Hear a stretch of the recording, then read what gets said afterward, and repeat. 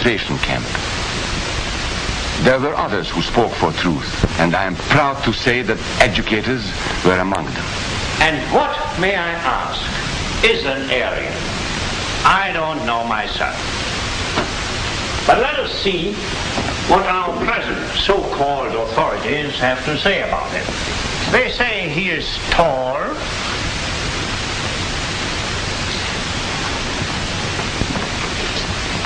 slender,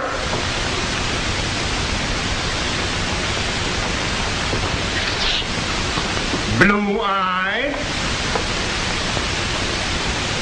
and blonde. There is no Aryan race. And more important, there is no master race.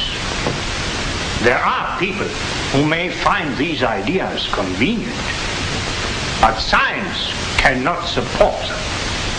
There is no scientific proof that there's any correlation between a man's racial characteristics and his native ability or character.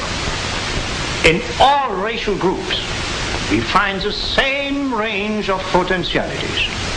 We find idiots and geniuses. We find criminals and philanthropists. We must judge each man as an individual and not by the color of his skin or his eyes or by the length of his nose.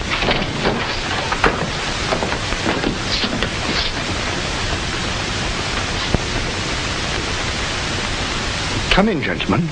It's comfortable.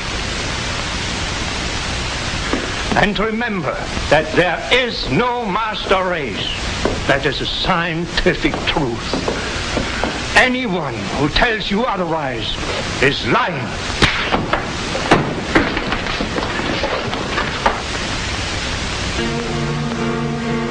And so for all practical purposes, truth had been abolished in Germany.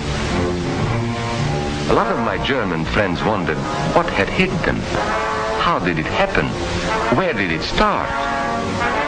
It started right here. And this was where it could have been stopped. If those people had stood together, if they had protected each other, they could have resisted the Nazi threat. Together they would have been strong. But once they allowed themselves to be split apart, they were helpless. When that first minority lost out, everybody lost out. They made the mistake of gambling with other people's freedom. Now let's see how those bets paid off. Karl the farmer was gambling on a better life for himself. What he got was extra hours of back-breaking work, as much as 100 hours a week. He was forced to stay on his land and produce what he was told to produce, because now Hitler was preparing for war. For Heinrich, who owned a hardware store, the bet didn't pay off either. 104,000 small businesses were closed in 2 years. And for Hans, conditions hadn't improved any. He had a job now in the munitions factory, but he worked long hours for little pay. The working conditions grew increasingly bad. And even though he didn't like the job, he wasn't permitted to leave it.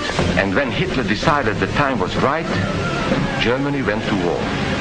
Not by declaring war, but by a carefully prepared sneak attack.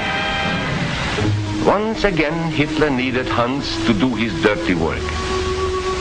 Hans was an expert at brutality this time, and Hitler had decided to use Hans and his brutality against other peoples, the Czechs, the Poles, the French, the Russians. But in the crucial test of war, Hitler's race theories didn't pay off. His pure-blooded supermen were defeated by the mongrel armies he despised. By the British of El Alamein.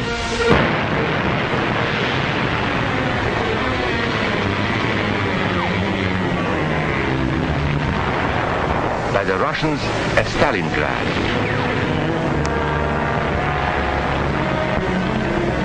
Then on D-Day by American soldiers of every color and religion, who smashed across the Normandy beaches and drove on through to the heart of Germany. For the misguided Germans who had swallowed the Nazi bait, The Nazi game did not pay off. The continent of Europe was strewn with millions of German bodies, pure Aryan bodies. Karl the farmer was left in the snow outside of Moscow. Heinrich stayed in Italy at Salerno. And Hans, who was going to rule the world, got only a little patch of Normandy that he could call his own. We must never let that happen to us or to our country. We must never let ourselves be divided by race or color or religion, because in this country we all belong to minority groups. I was born in Hungary. You are a Mason. These are minorities. And then you belong to other minority groups too. You are a farmer. You have blue eyes. You go to the Methodist Church. Your right to belong to these minorities is a precious thing. You have a right to be what you are and say what you think, because here we have personal freedom. We have liberty. And these are not just fancy words. This is a practical and priceless way of living. But we must work at it. We must guard everyone's liberty, or we can lose our own. If we allow any minority to lose its freedom by persecution or by prejudice, we are threatening our own freedom. And this is not simply an idea. This is good, hard common sense. You see, here in America is not a question whether we tolerate minorities. America is minorities. And that means you and me.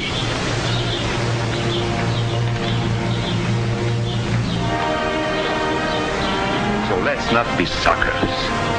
We must not allow the freedom or dignity of any man to be threatened by any act or word. Let's be selfish about it. Let's forget about we and they. Let's think about us.